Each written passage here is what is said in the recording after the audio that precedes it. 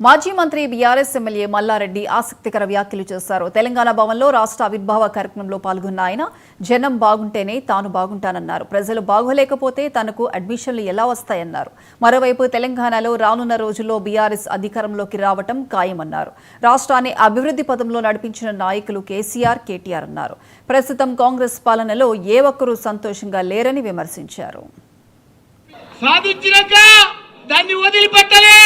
వదిలిపెట్టలే తెలంగాణ రాకముందుకు మన పరిస్థితి ఏముండే?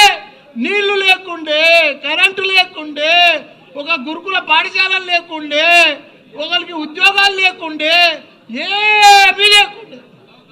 పంట వండినా పంట కొనేటోడు దిక్కు లేకుండే. అసలు తెలంగాణను తీసుకొచ్చి అలా ప్రపంచంలో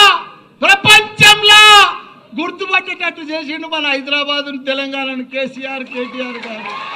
చూడు ఎసుంటి తెలంగాణను సాధించాడు. 10 ఏళ్లల్లో భారతదేశంలో 29 రాష్ట్రాలలో ఆదర్శ రాష్ట్రంగా తీసుకొచ్చిన ఘనత మన తెలంగాణ రాష్ట్రం, మన కేసీఆర్.